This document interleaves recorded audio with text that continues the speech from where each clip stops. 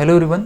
इस वीडियो में हम लोग क्लास 10th फिजिक्स का पहला चैप्टर पढ़ने जा रहे हैं और ये चैप्टर है रिफ्लेक्शन ऑफ लाइट। ठीक है, उसके बाद हम पढ़ेंगे रिफ्रैक्शन ऑफ लाइट। एक्चुअल में क्या है कि एनसीईआरटी में दोनों कंबाइंड करके दिया रहता है, लेकिन किसी किसी बुक में रिफ्लेक्शन ऑफ लाइट और रिफ्रैक्शन ऑफ लाइट अलग अलग है। ठीक है, ये चैप्टर बाकी चैप्टर से थोड़ा सा बड़ा है।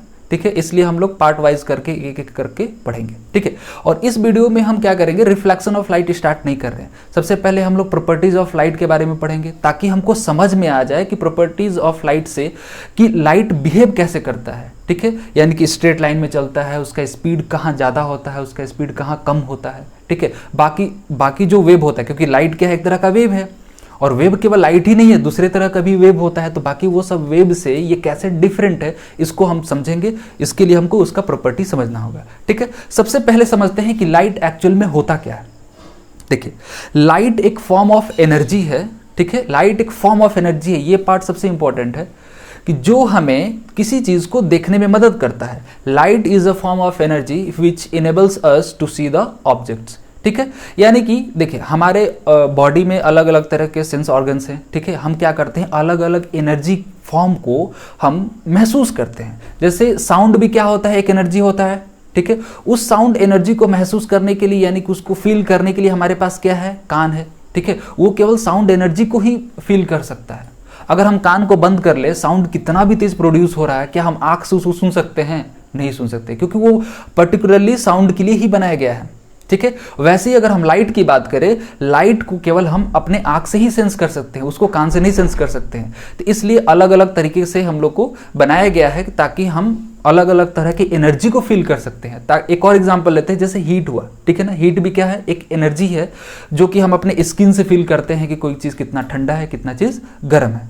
ठीक है ना, अब ये बात आती है कि हम इसको कैसे फील करें कि ये एनर्जी ही है, लाइट एनर्जी ही है, इसको हम कैसे फील करें। एक सबसे अच्छा एग्जांपल ये है कि सबके घर में इलेक्ट्रिसिटी आता है, बिजली आता है, सबको मालूम है।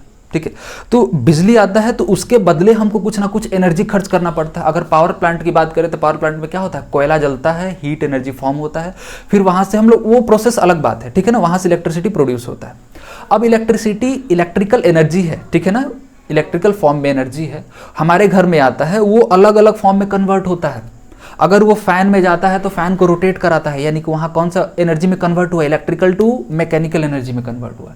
ठीक है, अगर वही चीज जाता है हीटर में जाता है तो वो क्या करता है, उसी इलेक्ट्रिकल एनर्जी को वो हीट में कन्वर्ट कर देता है। वैसे ही अगर वो टीवी में जाता है, ठीक है, या फिर हम एक्चुअल में कहें साउंड बॉक्स में जाता है, तो वो क्या होता है, वही साउंड एनर्जी में कन्वर्ट होता है। उसी तरह से एक हमारे पास डिवाइस है जिसे हम लोग कहते हैं बल्ब। अगर उसमें इलेक्ट्रिकल एनर्जी जाता है और वो बल्ब क्या करता है, उस इलेक्ट्रिकल एनर्जी को लाइट एनर्जी में कन्वर्ट कर देता है। ठीक है, अगर लाइट अगर चली जाएगी, यानी कि बिजली अगर चली जाए, ठीक है, यहाँ पर हम कभी कभी इलेक्ट्रिसिटी को भी हम लोग लाइट बोल देते हैं, लेकिन यहाँ पर हमें इलेक्ट्रिसिटी समझना है। अगर जो इलेक्ट्रिकल एनर्जी है, यानी कि लाइट अगर कट जाए, तो क्या बल्ब से अभी भी लाइट इमिट होगा? नहीं इमिट होगा, क्योंकि वहां से लाइट एनर्जी को इमिट होने के लिए वहां से एक तरफ से इलेक्ट्रिकल एनर्जी को वो कंज्यूम कर रहा है। समझ हमारी बात को ना, तो यहां से थोड़ा बहुत ओवरऑल फील हो गया होगा कि हाँ एक एनर्जी है। और ये क्या होता है, एनर्जी हमेशा कन्वर्ट होते रहता है, किसी ना किसी फॉर्म में कन्वर्ट होता रहता है। ठीक है, तो जिस फॉर्म में भी कन्वर्ट होता है, हर फॉर्म में उसका अपना अपना वर्क है। ठीक है, लाइट कभी भी हमको खाना पकाने में मदद नहीं कर सकता है। जिस तरह से हीट खाना पकाने में मदद करता है, वो उसी फॉर्म में उस फॉर्म में वहां पर मेरे लिए कारगर है। ठीक है ना, लाइट का अलग वर्क है, लेकिन ये अपना फॉर्म बदलता रहता है। समझ आ रही है ना, तो यहां से हम फील कर सकते हैं कि लाइट क्या है, एक फॉर्म ऑफ एनर्जी है जो कि हमें देखने में मदद करता है। ठीक है, तो इसका हम डेफिनेशन यही लिखेंगे कि light is a form of energy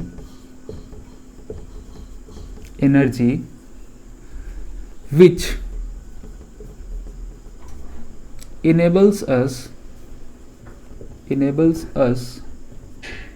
to see, केवल सी भी लिख सकते हैं या फिर सी ऑब्जेक्ट्स। ठीक है ना, जिस तरह से लाइट एनर्जी हमें देखने में मदद करता है, उसी तरह एक साउंड एनर्जी होता है जो हमें सुनने में मदद करता है। ठीक है ना, ये सारे फॉर्म्स क्या है, अगर एनर्जी का फॉर्म की बात किया तो बहुत सारे हैं। अगर एनर्जी को हम समझ लेंगे तो बहुत लंबा वीडियो हो जाएगा। ठीक है, बस हम लाइट को फील कराने के लिए जो एनर्जी का कन्वर्जन है, इसको हम थोड़ा सा समझाने की कोशिश की है। ठीक है, अब ये समझते हैं कि अगर कोई एनर्जी लाइट के फॉर्म में है तब वो कैसे बिहेव करेगा, क्योंकि एनर्जी अलग अलग फॉर्म में होता है तो अलग अलग तरीके से बिहेव करता है। तो हमको सबसे पहले समझना है कि लाइट कैसे कैसे बिहेव करता है, ठीक है। तो सबसे पहला बात यह है कि लाइट के बारे में अगर देखा जाए तो ये हम देखते हैं कि लाइट जो है वैक्यूम से होके ट्रैवल करता है, ठीक है। वैक्यूम से होके, यानी कि अर्थ और सन के बीच में क्या है, खाली जगह है, फिर भी वहाँ से ट्रैवल हो जाता है। हम कहें जो साउंड होता है, साउंड वैक्यूम में ट्रैवल नहीं कर सकता है, लेकिन लाइट जो है ट्रैवल कर सकता है, ठीक है। तो अगर बात की कि अगर मीडियम के हिसाब से बॉडी जो है, यानी कि सॉरी वेव जो है, ठीक है, जो ट्रैवल करता है उसके हिसाब से क्लासिफाई किया गया है। यानी कि जो वेव्स को ट्रैवल करने के लिए मीडियम की जरूरत पड़ती है, ठीक है, मीडियम की जरूरत पड़ती है, उसे हम लोग बोलते हैं मैकेनिकल वेव, ठीक है ना, उसे हम लोग मैकेनिकल वेव बोलते हैं। तो 3 तरह के वेव होते हैं। पहला मैकेनिकल वेव, मैकेनिकल वेव, दूसरा होता है इलेक्ट्रोमैग्नेटिक वेव, इलेक्ट्रोमैग्नेटिक वेव, और थर्ड होता है मैटर वेव,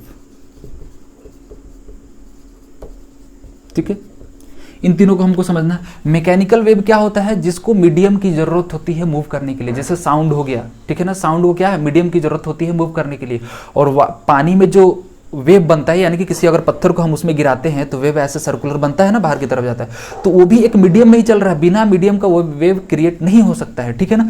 तो लाइट नहीं मैकेनिकल वेव है, नहीं मैटर। अब मैटर वेव क्या होता है, मैटर वेव का मतलब ये होता है कि मैटर ही वेव के फॉर्म में चल रहा है, ठीक है ना, मैटर ही वेव के फॉर्म में चल रहा है। लेकिन इलेक्ट्रोमैग्नेटिक वेव क्या होता है, यानी कि इलेक्ट्रिक फील्ड और मैग्नेटिक फील्ड का एक कॉम्बिनेशन होता है, ठीक है ना, इलेक्ट्रिक फील्ड और मैग्नेटिक फील्ड का कॉम्बिनेशन होता है जो वेव के फॉर्म में आगे की तरफ ट्रैवल करता है। तो जो लाइट है उसमें से कौन सा है, इलेक्ट्रोमैग्नेटिक वेव है, ठीक है। कभी भी अगर 1 मार्क्स में क्वेश्चन आए तो इस तरह से पूछे तो हम क्या कहेंगे, इलेक्ट्रोमैग्नेटिक वेव है, ठीक है। तो ये तो मीडियम के हिसाब से क्लासिफाई किया। देखो, क्लासिफाई करने का भी बेसिस अलग अलग होता है। जो मीडियम, जिसको मीडियम की जरूरत है और जिसे मीडियम की नहीं जरूरत है, उस बेसिस पे अगर हम क्लासिफाई करते हैं तो उस बेसिस पे हम क्या बोलेंगे, ये किस तरह का वेव है, इलेक्ट्रोमैग्नेटिक वेव है, ठीक है। लेकिन अब एक और क्लासिफिकेशन ये होता है कि वेव का मूवमेंट कैसे हो रहा है, यानी कि उसका जो पार्टिकल्स है या फिर जो एनर्जी है उसका वाइब्रेशन कैसे हो रहा है। अगर उस बेसिस पे अगर हम इसको क्लासिफाई करें तो 2 तरह का होता है। एक होता है लॉन्गिट्यूडनल वेव, लॉन्गिट्यूडनल वेव, ठीक है, और जो दूसरा होता है उसे हम लोग बोलते हैं ट्रांसवर्स वेव, ठीक है ना। दोनों में क्या डिफरेंस है, लॉन्गिट्यूडनल वेव ये कहता है कि अगर कोई वेव आगे की तरफ मूव कर रहा है, ठीक है ना, इस डायरेक्शन में, तो उसका वाइब्रेशन भी उसी डायरेक्शन में टू एंड फ्रो करते हुए आगे की तरफ बढ़ेगा, ठीक है ना। अगर साउंड चैप्टर पढ़े होंगे तो ये दिखाया होगा उसमें, ठीक है, वहां पर क्या होता है कि जब साउंड एनर्जी ट्रैवल करता है तो एयर को एक जगह कंप्रेस करता है और एक जगह क्या करता है, एक्सपैंड करता है। तो जहां कंप्रेस करता है उसे हम लोग क्या बोलते हैं, जहां कंप्रेशन होता है उसे, सॉरी, जहां कंप्रेस होता है उसे हम लोग कंप्रेशन बोलते हैं, और जहां पर एक गैस जो है फैलता है उसे हम लोग रेरफैक्शन बोलते हैं, ठीक है ना। तो actually vibration to and fro motion हो रहा है और आगे की तरफ बढ़ रहा है, तो ऐसे वेव्स को हम लोग बोलते हैं लॉन्गिट्यूडनल वेव्स, ठीक है ना। और ट्रांसवर्स वेव कैसा होता है, यानी कि वाइब्रेशन ऐसे ऐसे हो रहा है लेकिन वेव का मूवमेंट आगे की तरफ हो रहा है। जैसे अगर हम पानी का, जो पानी पे वेव्स चलता है ना, उसका एग्जांपल हम ले सकते हैं। पानी के जो पार्टिकल्स है ऊपर नीचे जाता है अपने ही जगह पे, लेकिन वेव बढ़ता है आगे की तरफ, इसे हम लोग बोलते हैं ट्रांसवर्स वेव, ठीक है। अगर इसको हम ऐसे बनाएं, यानी कि ऐसे, ठीक है, यानी कि वेव जो है आगे की तरफ बढ़ता हुआ महसूस हो रहा है, लेकिन इसके बीच में जो पार्टिकल्स आ रहे हैं उसका वाइब्रेशन अप एंड डाउन हो रहा है, ठीक है ना।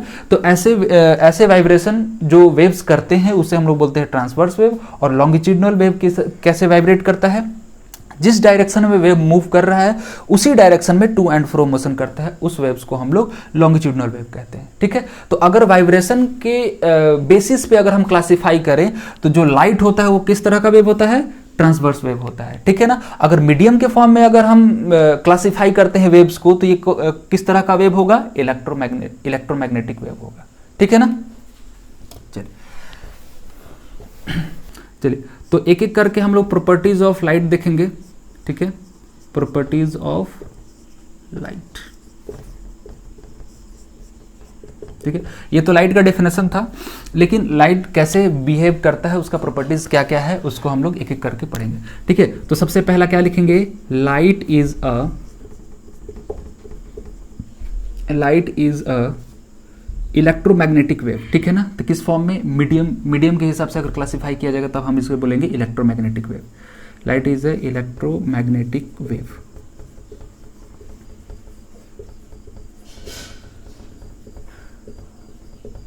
ठीक है। दूसरा क्या है, अगर उसके वाइब्रेशन के बेसिस पे अगर क्लासिफाई किया जाए तो वो किस तरह का वेव हो जाएगा, ट्रांसवर्स वेव। ठीक है। तो इसमें एक और लिख सकते हैं, light is a transverse wave. Clear. यहाँ थोड़ा कन्फ्यूजन हो सकता है, तो वेव के बारे में थोड़ा जानकारी रखना पड़ेगा, ठीक है, तब हमको समझ पाएंगे कहाँ पर कौन सा क्वेश्चन पूछ रहा है, क्योंकि वहाँ पर ऑप्शन के ऊपर डिपेंड करता है कि वो कौन से बेसिस पे क्वेश्चन को पूछना चाहता है। ठीक है।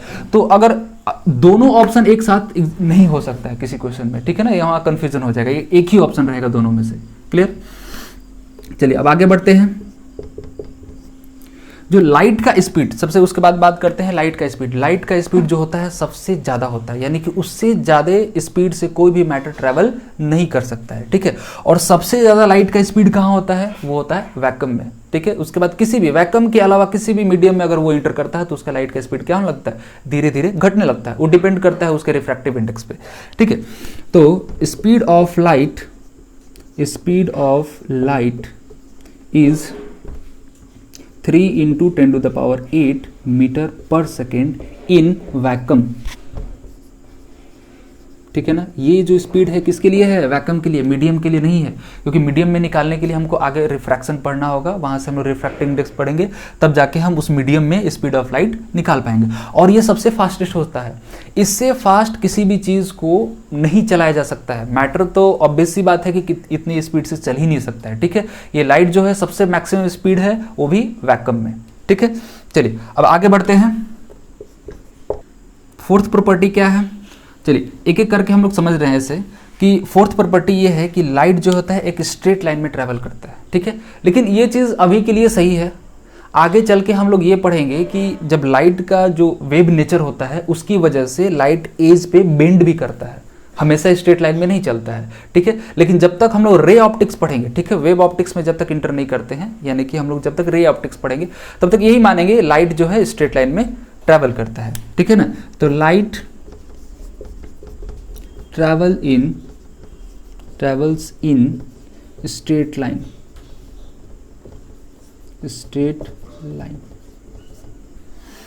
ठीक है।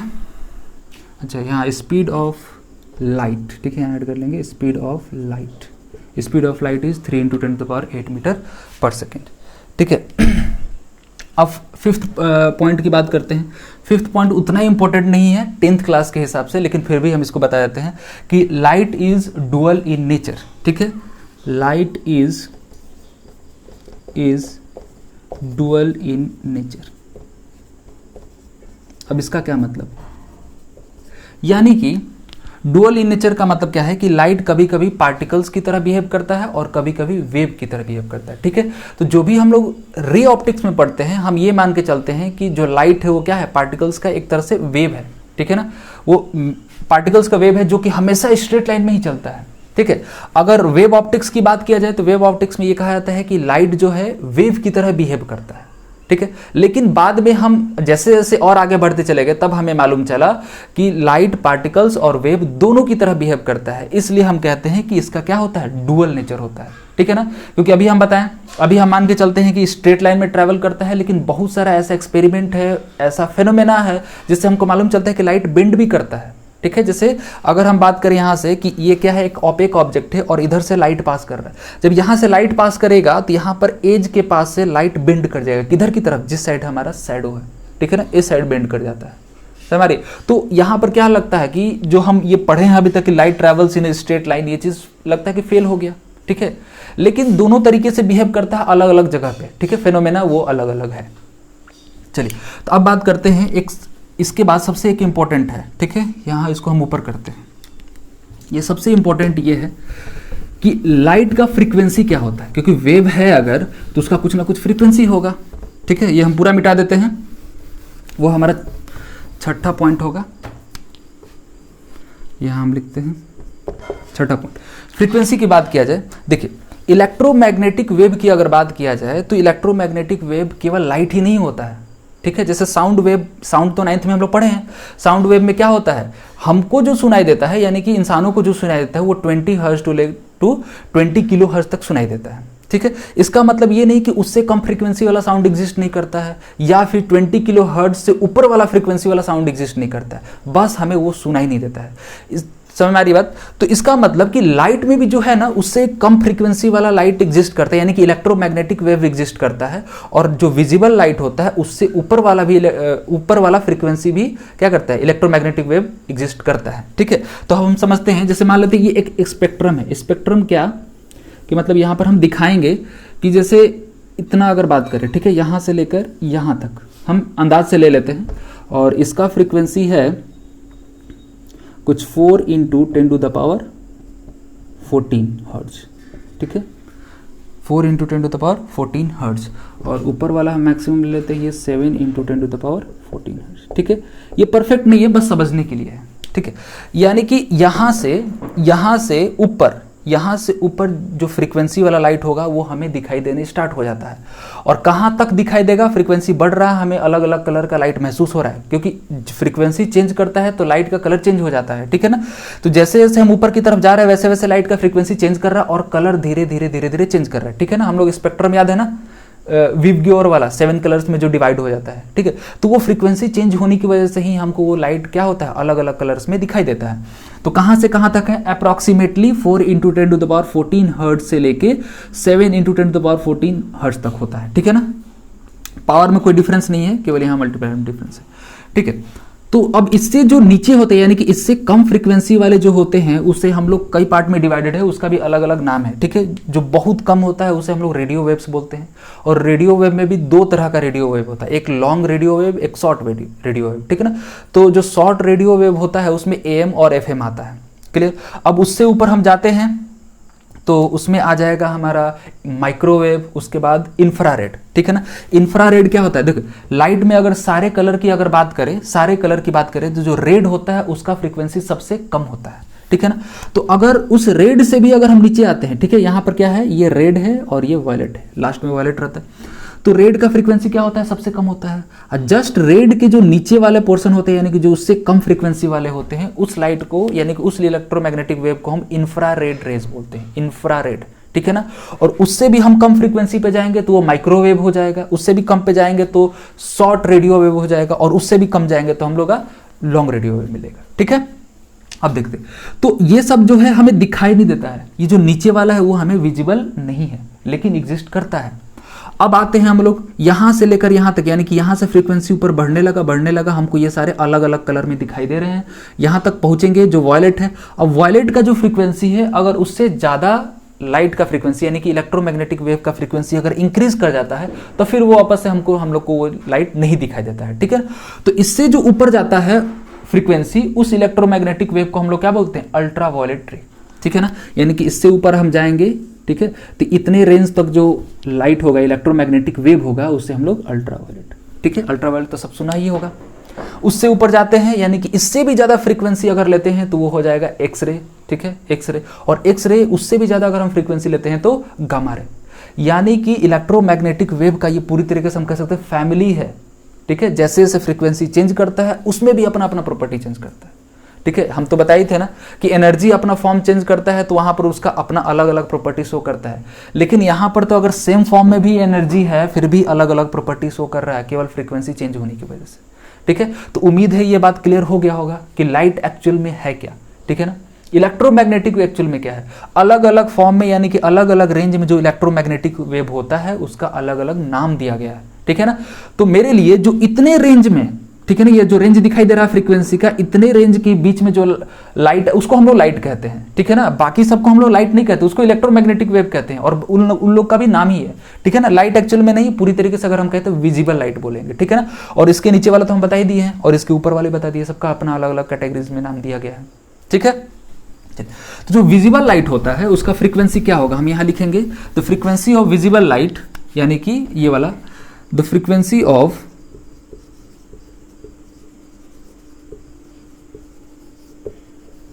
visible light light is from 4 into 10 to the power 14 hertz to 7 into 10 to the power 14 hertz। ठीक है ना। इसके बीच में ये भी अप्रॉक्सीमेट वैल्यू है, थोड़ा सा कम ज़्यादा हो सकता है। ठीक है, इसके बीच में हमको क्या होता है, जो इलेक्ट्रोमैग्नेटिक वेव जिसका फ्रीक्वेंसी इसके बीच में होगा वो इलेक्ट्रोमैग्नेटिक वेव हमें दिखाई देगा, इसलिए उसे हम लोग बोलते हैं विजिबल लाइट। ठीक है, तो ये था लाइट का प्रॉपर्टी हमारा। अब इसके आगे हम लोग पढ़ेंगे ऑब्जेक्ट्स के बारे में। ठीक है, ऑब्जेक्ट्स के बारे में पढ़ेंगे, ल्यूमिनस ऑब्जेक्ट क्या होता है, नॉन ल्यूमिनस जो मीडियम होता है वो कितने टाइप का होता है। ठीक है, तो इतना प्रॉपर्टी था। अब आगे हम लोग पढ़ते हैं ऑब्जेक्ट्स के बारे में। चलिए, अब इसके आगे हम पढ़ेंगे सोर्सेज ऑफ लाइट। ठीक है ना, लाइट के बारे में हम सारा चीज समझ गए हैं। ठीक है, लाइट का प्रॉपर्टीज के बारे में। लेकिन अब लाइट हमें जो कहाँ से मिलता है, ठीक है, कहाँ से मिलता है, तो अब सोर्सेज ऑफ लाइट यानी कि अगर पूरे यूनिवर्स में जितने तरह के ऑब्जेक्ट है ना, ठीक है, अगर सोर्स ऑफ लाइट के फॉर्म में क्लासिफाई किया, देखिए क्लासिफाई करने का ना अलग अलग तरीका है, हर ऑब्जेक्ट को अलग अलग तरीके से क्लासिफाई किया जाता है। लाइट के फॉर्म में किया जाएगा तो उसका नाम अलग अलग होगा। ठीक है, अगर वही चीज़ को हम केमिस्ट्री में पढ़ते हैं तो उसको मेटल, नॉन मेटल, ठीक है, इस फॉर्म में हम लोग उसको क्लासिफाई करते हैं। लेकिन लाइट के फॉर्म में उसका क्लासिफिकेशन किया जाता है तो नाम कुछ और आ जाएगा। ठीक है, तो अगर पूरे यूनिवर्स में जितने भी ऑब्जेक्ट हैं अगर लाइट के यानी कि सोर्स ऑफ लाइट के फॉर्म में अगर उनको क्लासिफाई किया जाए तो एक ल्यूमिनस ऑब्जेक्ट होता है, दूसरा नॉन ल्यूमिनस। क्या इसके अलावा तीसरा एग्जिस्ट कर सकता है? नहीं करेगा। यानी कि ल्यूमिनस का मतलब क्या है, जिसके पास अपना लाइट है। नॉन ल्यूमिनस क्या है, उसके पास अपना लाइट नहीं है। वो क्या करता है, जो ल्यूमिनस ऑब्जेक्ट से नॉन ल्यूमिनस ऑब्जेक्ट पे लाइट पड़ता है उसको केवल रिफ्लेक्ट कर देता है, यानी कि उसके पास अपना लाइट नहीं है। समझ आ रही है ना। तो क्या इसके अलावा क्या तीसरा कुछ दिखने वाला है ल्यूमिनस और नॉन ल्यूमिनस के अलावा? ठीक है, चलिए, तो सोर्सेज ऑफ लाइट में मेरा जो पहला आता है वो होता है ल्यूमिनस ऑब्जेक्ट। ल्यूमिनस ऑब्जेक्ट या फिर ल्यूमिनस सोर्स ऑफ लाइट कह सकते हैं, ऑब्जेक्ट ही लिखते हैं। ठीक है, तो ल्यूमिनस ऑब्जेक्ट को हम डिफाइन कैसे करेंगे, लिखेंगे those objects which emits their own light, यानी कि उनका अपना लाइट होता है। ठीक है ना। नॉन ल्यूमिनस क्या होगा, ऑब्वियस सी बात है, जिसका अपना लाइट नहीं होता है वो इससे यानी कि ल्यूमिनस ऑब्जेक्ट से मिलने वाले लाइट को वो रिफ्लेक्ट करता है। ठीक है, non luminous object.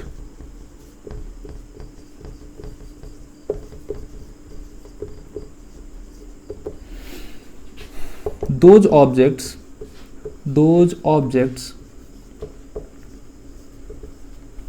which do not have their own light। ठीक है, ये हो गया इसका डेफिनेशन। क्लियर। और रिफ्लेक्शन की तो बात ही है कि वो क्या करता है, रिफ्लेक्ट करता है, तो उसको हम लोग आगे पढ़ेंगे। तो ल्यूमिनस ऑब्जेक्ट का सीधा सा डेफिनेशन ये है कि वैसे ऑब्जेक्ट जिनका अपना लाइट होता है, ठीक है, और नॉन ल्यूमिनस जिनके पास अपना लाइट नहीं होता है। ठीक है, जैसे क्या है कि अगर सनसेट हो जाए, ठीक है, अगर हम आर्टिफिशियल लाइट की अगर नहीं बात करें पूरी तरीके से, यानी कि अगर हम केवल सन के लाइट पे डिपेंडेंट है, तो अगर सनसेट हो जाता है तो हमें कोई ऑब्जेक्ट नहीं दिखाई देता है, क्योंकि वो सारा ऑब्जेक्ट जो हमें दिखाई दे रहा था वो किसकी मदद से दिखाई दे रहा था, ल्यूमिनस ऑब्जेक्ट, यानी कि जो नेचुरल सोर्स ऑफ लाइट है, ठीक है, वहां से लाइट आ रहा था, इसकी वजह से हम लोग नॉन ल्यूमिनस को देख पा रहे थे। ठीक है, उसके बाद हमारे पास क्या है, आर्टिफिशियल सोर्स ऑफ लाइट आ गया। उससे हम क्या करते हैं, अगर रात को लाइट अगर चली जाए, ठीक है, तो अगर एग्जाम्पल के तौर पे माने तो हम टॉर्च जलाते हैं। ठीक है, तो टॉर्च जलाने की वजह से सारा ऑब्जेक्ट हमें दिखने लगता है, लेकिन उससे पहले नहीं दिखाई देता है। यानी कि वो करता क्या है कि उसे लाइट चाहिए, तो वो लाइट कहाँ से मिलेगा, ल्यूमिनस ऑब्जेक्ट से मिलेगा, उस पर पड़ता है, वहाँ से रिफ्लेक्ट होके हमारे आइज में आता है, उसकी वजह से हम क्या कर पाते हैं, उसको देख पाते हैं। ठीक है, तो हम डेफिनेशन को मिटा रहे हैं और इसको आगे और इसको एक्सपैंड हम करते हैं। ठीक है, डेफिनेशन लिख ले। देख, तो अगर बात करें तो ल्यूमिनस ऑब्जेक्ट कितने तरह का होता है, दो तरह का। एक होता है नेचुरल ल्यूमिनस ऑब्जेक्ट, ठीक है,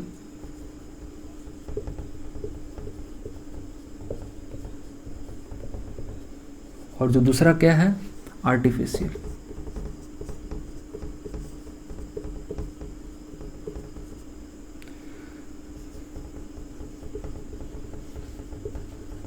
ठीक है, अब इतना कहने के बाद तो समझ में आ ही गया होगा, नेचुरल ल्यूमिनस ऑब्जेक्ट जो होगा यानी कि नेचुरली है, ठीक है ना, नेचर ने ही उसको बनाया है। जैसे सन है, ठीक है, सन क्या है, नेचुरल ल्यूमिनस ऑब्जेक्ट है, ठीक है। या फिर हम स्टार्स को भी कह सकते हैं, क्या है, नेचुरल ल्यूमिनस ऑब्जेक्ट, यानी कि स्टार के पास अपना लाइट होता है, सन के पास भी अपना लाइट होता है, ठीक है ना। तो ये सारे नेचुरल ल्यूमिनस ऑब्जेक्ट हो गए। अब आर्टिफिशियल की बात करें तो आर्टिफिशियल जो इंसानों ने बनाया है, ठीक है ना, ह्यूमन मेड जितना भी लाइट है सारा हम क्या बोलते हैं, आर्टिफिशियल ल्यूमिनस ऑब्जेक्ट, ठीक है। जैसे टॉर्च हो गया, बल्ब हो गया, या फिर हम कह सकते हैं ऑयल लैंप है, उसको भी हम लोग आर्टिफिशियल ल्यूमिनस ऑब्जेक्ट में ही काउंट करते हैं, ठीक है ना।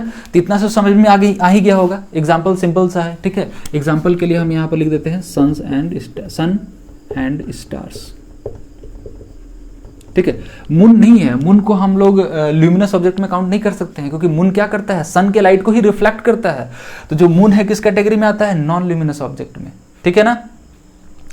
तो नेचुरल ल्यूमिनस ऑब्जेक्ट में सन हो गया और स्टार हो गया, ठीक है। आर्टिफिशियल वाले का क्या क्या एग्जांपल होगा, ठीक है।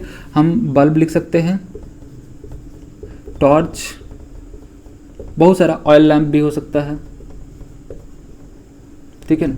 ये सारे आर्टिफिशियल ल्यूमिनस ऑब्जेक्ट में आएंगे, ठीक है। नॉन ल्यूमिनस ऑब्जेक्ट क्या हो गया, सारा, यानी कि जो अपना खुद का लाइट नहीं है, सारे को हम लोग नॉन ल्यूमिनस ऑब्जेक्ट कहेंगे। सब कुछ, यानी कि हम टेबल हो गया, चेयर हो गया, बेड हो गया, जितना चीज़ घर में, अलमीरा है, सब कुछ क्या है, जो कपड़ा है वो भी क्या है, नॉन ल्यूमिनस ऑब्जेक्ट है, ठीक है ना। यानी कि इसके पास अपना लाइट नहीं, अगर लाइट अगर चली जाए तो कोई चीज़ हमको खुद से ये दिखाई नहीं दे सकता है, ठीक है।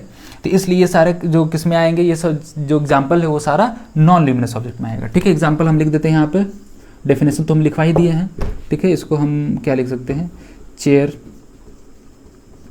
टेबल, अलमीरा, ठीक है। बहुत सारे एग्जाम्पल, अब तो समझ ही गए हैं, कुछ एग्जाम्पल्स हम समझ ही गए हैं कि ये होता क्या है, ठीक है। अब नॉन ल्यूमिनस ऑब्जेक्ट की बात करें तो इसको भी अलग अलग तरीके से हम लोग कहा गया कि मीडियम किस फॉर्म का, कितने टाइप का होता है, ठीक है। तो वो मीडियम सारा क्या है, जितना भी मीडियम होता है वो सारा नॉन ल्यूमिनस ऑब्जेक्ट ही होता है। तो हम वो सारे मीडियम्स को हम कह सकते हैं कि नॉन ल्यूमिनस का वो क्या है, सारा टाइप है, ठीक है ना। यानी कि जो पहला होता है वो क्या होता है, ट्रांसपेरेंट ऑब्जेक्ट या फिर ट्रांसपेरेंट मीडियम, ट्रांसपेरेंट मीडियम, ठीक है। अब ट्रांसपेरेंट मीडियम क्या होता है, यानी कि ऐसा मीडियम जो लाइट को अपने थ्रू पूरी तरीके से पास करने दे। पूरी तरीके से तो कभी नहीं हो सकता है, ठीक है। यानी कि एग्जाम्पल के लिए कहा जाता है कि जो शीशा होता है, जो मिरर नहीं कहेंगे हम, शीशा, ग्लास, ठीक है ना। शीशा तो पूरी तरीके से रिफ्लेक्ट कर देता है। जो ग्लास होता है, ठीक है, वो क्या करता है, मैक्सिमम लाइट को अपने थ्रू पास करने देता है, लेकिन फिर भी कुछ लाइट को रिफ्लेक्ट करता है। इसका सबसे अच्छा एग्जाम्पल क्या है कि अगर जो शीशे का दरवाजा होता है, हम क्या उसके आर पार पूरी तरीके से देख पाते हैं, फिर भी हमको अपना इमेज उसमें दिखाई देता है। और इमेज कब दिखाई देगा, मेरे द्वारा, यानी कि मेरे द्वारा जो लाइट रिफ्लेक्ट होके उस शीशे वाले डोर पे जा रहा है, वहां से रिफ्लेक्ट होके वापस मेरे आंख में आएगा, तभी तो हम उसका इमेज देख पाएंगे। इसका मतलब रिफ्लेक्शन हो रहा है वहां पे, ठीक है। तो पूरी तरीके से वहां भी लाइट नहीं पास कर रहा, तो मैक्सिमम लाइट जहां पर पूरी तरीके से पास करता है, जो मीडियम पास करने देता है, उसे हम लोग क्या बोलते हैं, ट्रांसपेरेंट मीडियम। और दूसरा है ओपेक। ओपेक मीडियम किसे कहते हैं हम लोग, ऐसा मीडियम जो लाइट को पूरी तरीके से रोक दे, पूरी तरीके से थोड़ा भी लाइट को पास ना करने दे, उसे हम लोग क्या बोलते हैं, ओपेक मीडियम, ठीक है। जैसे लकड़ी का अगर इतना मोटा सा स्लैब लेते हैं, ठीक है, तो वो क्या अपने थ्रू लाइट को पास करने देगा, या फिर जो दीवार होता है उसके थ्रू भी लाइट नहीं पास करता है, तो ओपेक सिंपल सी बात है, ठीक है, थोड़ा भी लाइट को नहीं पास करने देता है। और जो थर्ड आता है हमारा, थर्ड क्या है, ट्रांसलूसेंट, ट्रांसलूसेंट मीडियम, यानी कि इसके थ्रू लाइट थोड़ा बहुत पास कर पाता है और थोड़ा थोड़ा रोक लेता है, ठीक है। जैसे एग्जांपल के लिए हम कहें तो जो मस्टर्ड ऑयल होता है, यानी कि जो सरसों का तेल होता है, उसके थ्रू जो लाइट है पूरी तरीके से पास नहीं कर पाता है, वो लाइट को रोकने लगता है, ठीक है। तो बहुत सारे एग्जांपल है। और हम कह सकते हैं जो कलर्ड ग्लास होता है, ठीक है, जैसे जो हम लोग सन ग्लास पहनते हैं, वो काला होता है, वो क्या करते हैं, बहुत सारे लाइट को रोकता है, और उसका पर्पस भी वही है, इसीलिए हम पहनते हैं सन ग्लास, ठीक है। यानी कि जो सनलाइट इतना ज़्यादा बाहर हम निकलते हैं तो पड़ता है, वो क्या करे, थोड़े को रोक ले और कुछ को ही पास करने दे। तो हर तरह के मीडियम का अपना अलग अलग यूज़ है, उसको हम लोग अलग अलग जगह पे यूज़ करते हैं। तो ट्रांसलूसेंट जहाँ पर हमें थोड़ा लाइट की ज़रूरत है, यानी कि पूरे लाइट को इंटर नहीं करने देना है, वैसे जगह पर हम ट्रांसलूसेंट मीडियम की यूज़ करते हैं। जहाँ पर पूरी तरीके से लाइट को रोकना है, वहाँ ओपेक मीडियम, और हम चाहते हैं कि सारा का सारा लाइट पास करे वहाँ पर ट्रांसपेरेंट मीडियम। ठीक है, कहाँ कहाँ लगता है, जैसे हेड लैम्प के आगे जो शीशा लगा रहता है, हम क्या चाहते हैं कि हेड लैम्प का लाइट उसके अंदर ही रहे, नहीं, पूरा बाहर निकलना चाहिए। ठीक है, तो हम वहाँ कौन सा मीडियम लगाएंगे, ट्रांसपेरेंट मीडियम रहना चाहिए। ठीक है ना, तो ये उम्मीद है ये वाला पार्ट क्लियर हो गया होगा। इसका डेफिनेशन भी बहुत सिंपल है, क्या लिखेंगे कि those medium which allows most of the light particles to pass through it are called transparent medium. ठीक है, और जो मीडियम पूरी तरीके से रोक ले उसे हम लोग ओपेक कहेंगे, और जो पार्शियली पास करने दे उसे हम लोग ट्रांसलूसेंट मीडियम कहेंगे। ठीक है, चलिए अब आगे देखते हैं लाइट रे क्या होता है। ठीक है ना, लाइट रे और बीम। ठीक है ना, लाइट रे लाइट बीम क्या होता है। देखिए, लाइट रे को थोड़ा सा समझने के लिए हमको थोड़ा सा कंसेप्ट में अंदर और जाना पड़ेगा। लाइट जो है एक्चुअल में एक क्वांटाइज्ड फॉर्म में ट्रैवल करता है। ठीक है, फोटोन्स के फॉर्म में ट्रैवल करता है। ठीक है, अब जैसे क्या है कि कोई भी चीज़ ट्रैवल कर रहा है, यानी कि पानी ही आगे की तरफ बढ़ रहा है, तो उसका एक मॉलिक्यूल्स जो होता है किसी डायरेक्शन में आगे की तरफ जा रहा है, तो वो मॉलिक्यूल्स जिस पाथ से होकर एकदम स्ट्रेट डायरेक्शन में जा रहा है और वो जो रास्ता बनाते हुए जाता है, ठीक है ना, उसे हम लोग बोलते हैं रे ऑफ लाइट।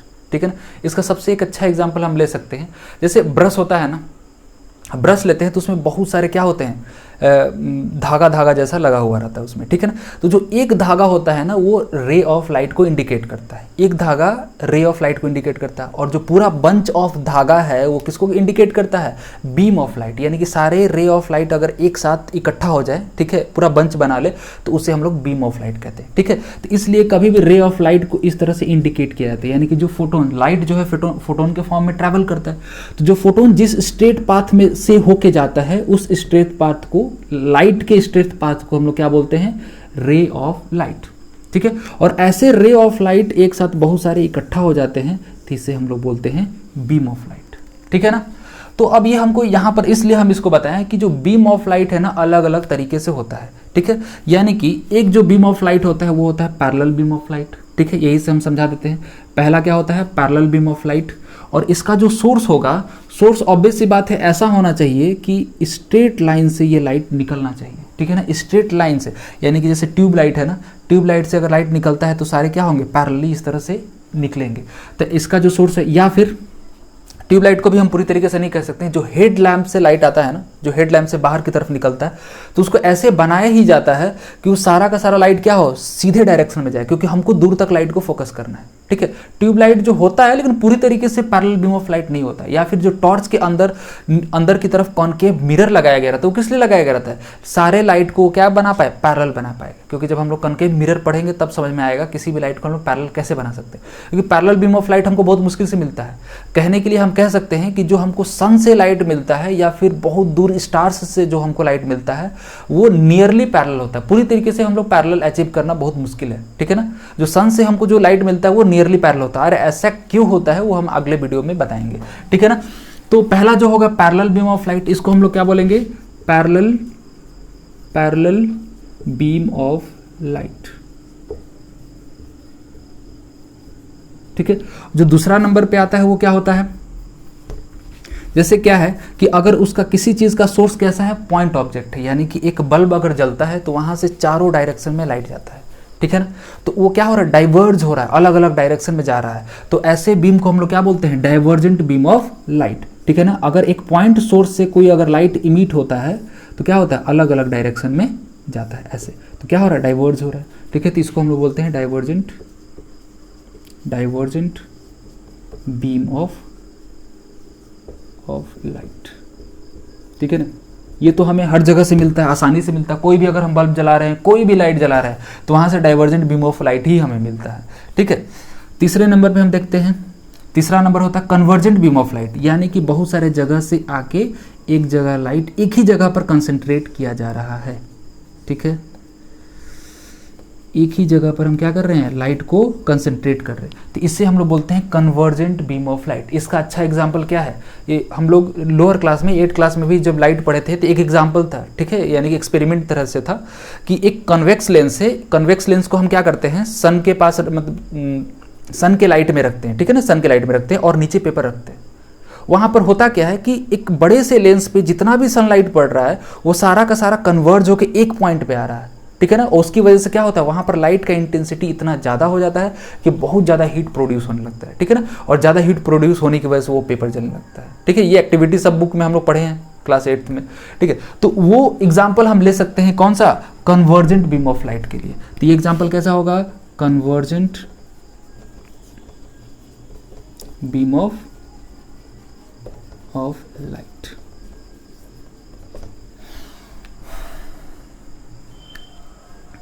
ठीक है, तो यही सारा चीज़ है, इस सब पे सोर्स डिपेंड करता है। ये इसलिए हम बता दिए कि 1 मार्क्स के क्वेश्चन में कभी कभी पूछ देता है, यानी कि अगर ये पूछेगा कि डाइवर्जेंट बीम ऑफ लाइट का सोर्स क्या हो सकता है, तो डाइवर्जेंट बीम ऑफ लाइट यानी कि लाइट जैसे जैसे आगे की तरफ जा रहा है वैसे वैसे वो सारे रे जो है एक दूसरे से दूर होते जा रहे हैं, यानी कि फैलते जा रहे हैं। तो उसका सोर्स कैसा होगा, एक बल्ब एग्जाम्पल दे सकते हैं, बल्ब का दे सकते हैं, या फिर अगर सोर्स का टाइप पूछेगा तो हम क्या बोलेंगे, पॉइंट ऑब्जेक्ट की तरह होता है, यानी कि पॉइंट सोर्स की तरह होता है, ठीक है। जब कन्वर्जेंट बीम ऑफ लाइट का एग्जांपल पूछेगा तो अभी हम बताए हैं कन्वेक्स लेंस से हम क्या करते हैं, कन्वर्जेंट बीम ऑफ लाइट को बना सकते हैं, यानी कि लाइट को हम कन्वर्ज कर सकते हैं। और पैरेलल की बात होगी तो पैरेलल का सीधा सा मतलब है, हम कहेंगे कि लाइट कमिंग फ्रॉम द सन, यानी कि सन से जो लाइट आता है वो क्या होता है, लगभग पैरेलल होता है, और उसको हम लिख सकते हैं, ठीक है। लगभग पैरेलल होता है लेकिन हम लोग उसको पैरेलल ही मान के चलते हैं। तो ये जो मेन 3 टाइप का क्या हो गया, बीम ऑफ लाइट हो गया, जो 1 नंबर में अक्सर पूछ देता है, इसलिए इसको हम बता दिए, ठीक है। चलिए, तो इस वीडियो, ये जो वीडियो है थोड़ा लंबा हो जाएगा, इसलिए इस वीडियो में हम लोग इतना ही रखते हैं, और अगले वीडियो से हम लोग रिफ्लेक्शन ऑफ लाइट स्टार्ट करेंगे, ठीक है।